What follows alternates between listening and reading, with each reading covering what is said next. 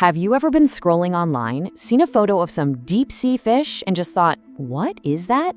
It's like they're from a totally different planet, right? Well, today we're diving deep, literally, to solve the mystery of why these creatures evolve into such bizarre and, yeah, sometimes downright terrifying forms. Okay, just look at this. The difference is, wow. On one side, you've got your regular, everyday squid. Pretty normal. But on the other, that's its deep-sea cousin, and it's called the vampire squid for a reason.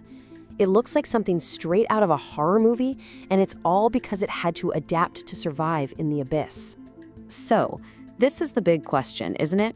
What is it about the deep sea that takes a normal creature and twists it into, well, that?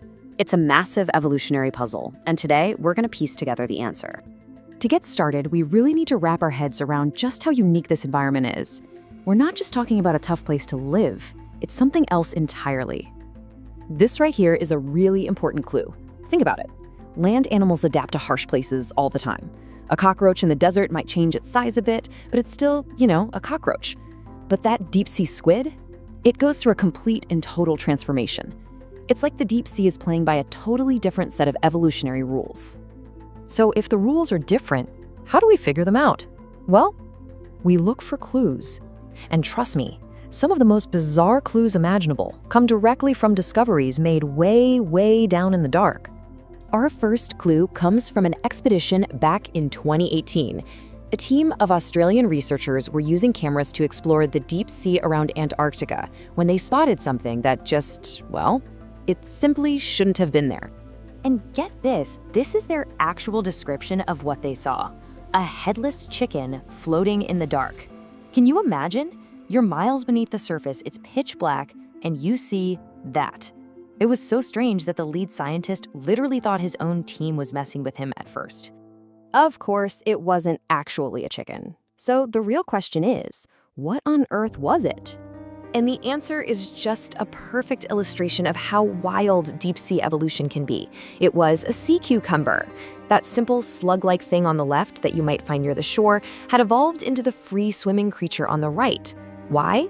Because food is so hard to come by down there, it basically grew wings to fly through the water and search for its next meal. And this is no one-off thing. Oh no.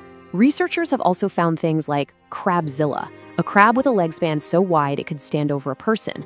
And then there's the gulper eel. It evolved from a normal eel, but it developed teeth all the way down its throat to make absolutely sure that anything it catches has zero chance of escaping.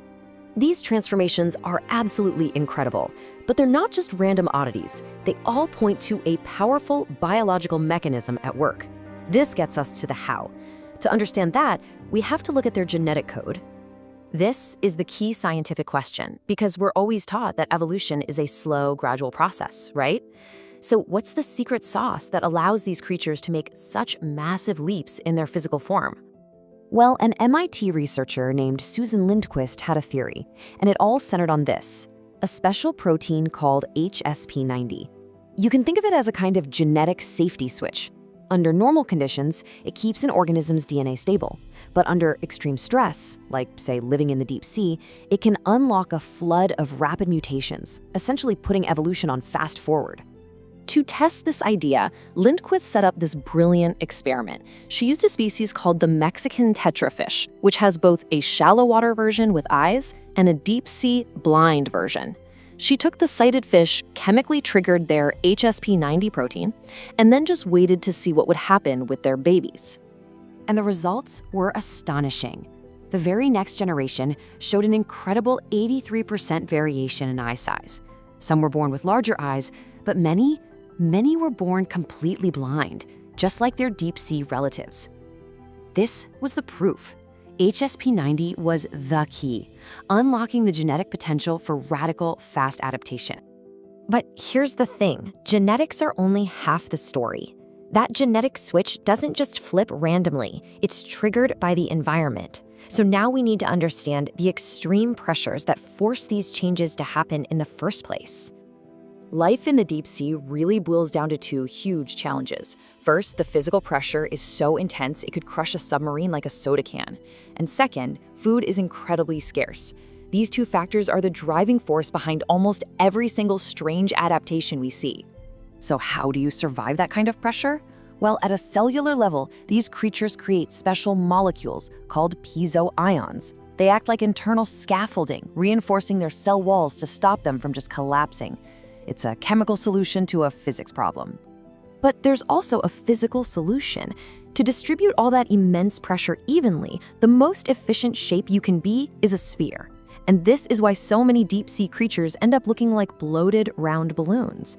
It's pure physics shaping their biology. So, we've covered the genetics and the environment. But there's one final crucial piece to this puzzle: us. Why do we perceive these creatures as weird or scary in the first place? Let's try a quick thought experiment.